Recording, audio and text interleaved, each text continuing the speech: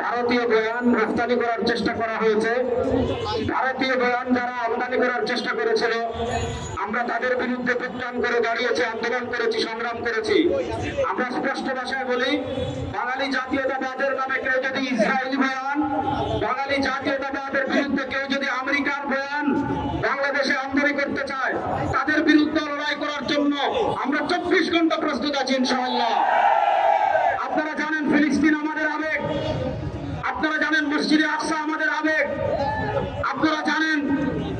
আপনারা জানেন গাজা আমাদের আবেগ। বায়তুল মাকদিসের পক্ষে ইসরায়েলের বিপক্ষে যদি একটা কুকুরও দাঁড়ায়, ওই কুকুরের পক্ষে আমরা আছি। কিন্তু ইসরায়েলের বিপক্ষে যদি কোনো মানুষ দাঁড়ায়, কুকুরের আমাদের কাছে দাম থাকবে, তারা আমাদের কাছে তথ্য নিকৃষ্ট।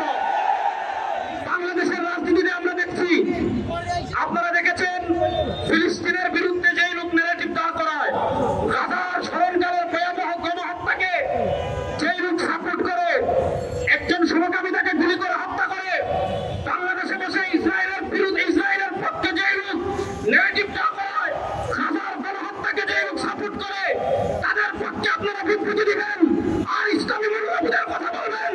ওই মুনাফিক ইসলামী মূল্যবোধ বাংলাদেশে আর চলবে না। 2 নম্বর, আমি যে কথা বলি, 2024-এর জুলাই আগস্টের গণবিপ্লব আমাদের জিন্দি, আমাদের তারুণ্য এজন্য রাস্তায় নামে নাই যে আমরা স্বৈরাচার বিদায় করব আর জেনতেন একটা নির্বাচন দিয়ে পূর্বে যারা দেশকে দুর্নীতিতে চ্যাম্পিয়ন করেছে, পূর্বে যারা হাওয়া ভবন তৈরি করেছে, পূর্বে যারা বাংলাদেশের জঙ্গিবাদের রাস্তা প্রতিষ্ঠা করেছে, ওই চোর ডাকাত সন্ত্রাসী ফিরাদের বাংলাদেশের রাষ্ট্র ক্ষমতায় বসানোর জন্য 2024-এর জুলাই আগস্টের গণবিপ্লব হয় নাই। এজন্য আমাদের পীর সাহেব চরমরা স্পষ্ট বলেছেন, সংস্কার হবে, বিচার হবে। গত 54 বছরে যে পদ্ধতিতে নির্বাচনের মাধ্যমে স্বৈরাচার তৈরি হয়েছে, ওই পদ্ধতি বাদ দিয়ে ক্রিয়া পদ্ধতির নির্বাচন বাংলাদেশে দিতে হবে। সর্বশেষ আরেকটা কথা বলে আমি আমার বক্তব্য শেষ করছি। ডক্টর ইউনূস সাহেব, আপনি সংস্কার করবেন ভালো কথা, কিন্তু আমরা দেখছি আপনি সংস্কারের নামে তামাশা করছেন। কখনো নারী সংস্কার কমিশন করেন, কখনো জাতিসংঘের মানবাধিকার কার্যালয় প্রতিষ্ঠা করেন। সর্বশেষ আবার দেখেছি আপনারা প্রাথমিক বিদ্যালয়ে গানের শিক্ষক নিয়োগ দিয়েছেন। আমরা আমাদের বাচ্চাদেরকে গান শেখাতে চাই না। আমাদের স্পষ্ট দাবি, গত পরশু বিশ্ব ইসলামী রাজনীতির অন্যতম সিফা সালার মুফতি সৈয়দ মোহাম্মদ রেজাউল করিম পীর সাহেব চরমরা স্পষ্ট বলেছেন, দেশের সকল প্রাথমিক বিদ্যালয়ে বাধ্যতামূলক ধর্মীয় শিক্ষক নিয়োগ দিতে হবে।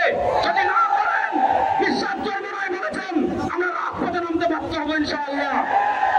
আপনাদেরকে একটা দাওয়াত দিচ্ছি, জাতীয় উলামা মাশায়েখ আইম্মা পরিষদ ইসলামী মূল্যবোধের পক্ষে এবং বাংলাদেশে ইসলামের পক্ষে কাজ করছে এবং ইসলাম বিরোধী যত ষড়যন্ত্র আছে তার বিরুদ্ধে জাতীয় উলামা মাশায়েখ আইম্মা পরিষদ কাজ করছে। গত পরশু আমরা ধর্মীয় শিক্ষক নিয়োগের দাবিতে জাতীয় সেমিনার করেছি। আগামীকাল বাদ জুমা